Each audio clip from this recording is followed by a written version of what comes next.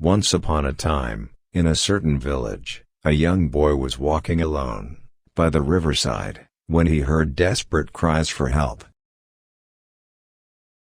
"Please help me, save me, someone please release me," a crocodile was shouting.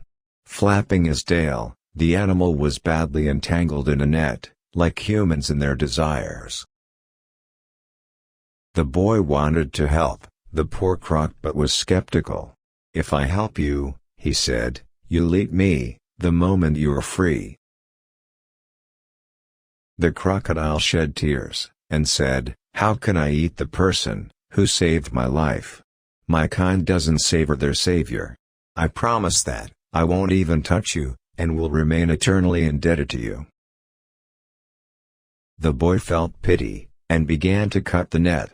Barely was the crocodile's head free from the net, when, as expected, it grabbed the boy's leg in its jaws, and said, "I have been starving for a few days now." "What the hell?" the boy screamed. "You damn croc, you return my goodness like this? What can I do? This is the way of the world. Such is life." "This is so unfair," cried the boy. "What do you mean unfair? Ask anyone, and they'll tell you that this is how the universe operates. If they prove me wrong, I'll let you go." The boy saw a bird, perched on a nearby tree, and asked him, "Do you think the crocodile's actions are fair? Is this the way of the world, full of injustice?"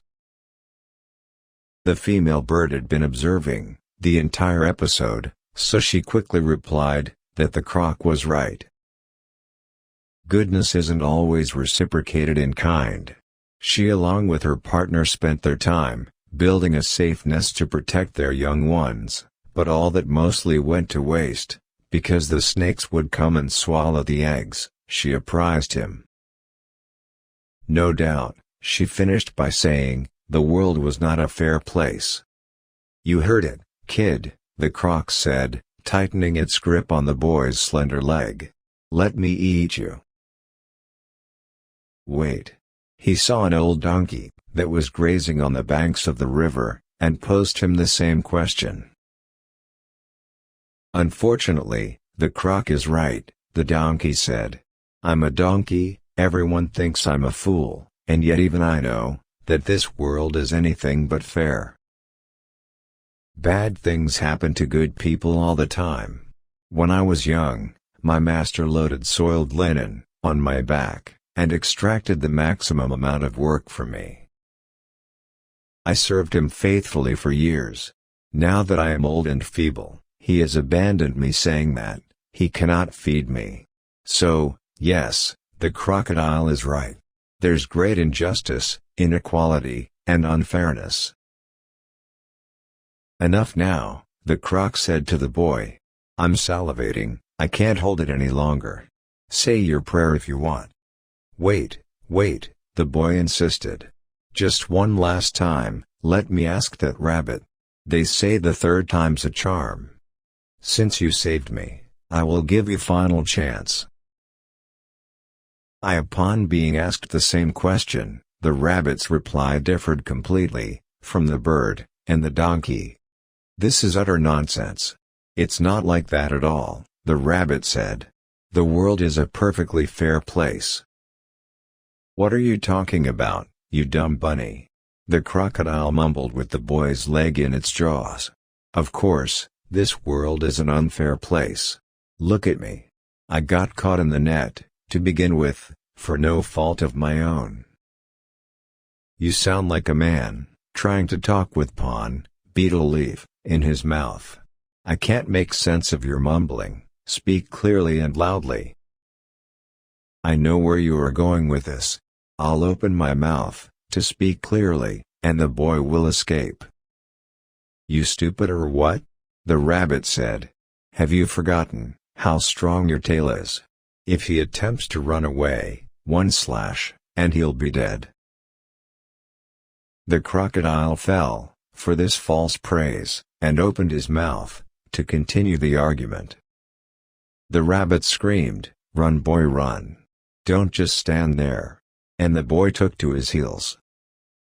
The crocodile was mad with rage. "You cheat! You took away my food. This is so unfair." "Look who's talking," the bunny said, nibbling on a cherry dropped from the tree. The boy rushed to the village, and gathered all the menfolk, who came with their spears and swords and killed the crocodile. His pet dog, that had come along with them, spotted the rabbit and chased it down. "Hey, hey," the boy cried, trying to catch his dog. "This rabbit saved my life. Don't attack him." It was but a bit too late. The dog had already buried its fangs into the rabbit's tender neck. It was no more than a lifeless ball of fur. "Maybe the crocodile was right, after all," the boy lamented. "Unfairness is the way of the world. Such is life." After speaking to thousands of people, seeing suffering from up close, I feel it would be ignorant to still believe that there's a way out of the suffering. Here, I am not differentiating between pain, what is, and suffering, what we think it is. Buddha proclaimed that suffering existed and that there was a way out. Maybe being good or great cannot protect you from physical or mental diseases if you hit the genetic jackpot. For example, being good doesn't mean that we can't be hit by a truck or a drunk driver. Being good has no bearing on your stock prices or the life of your loved ones.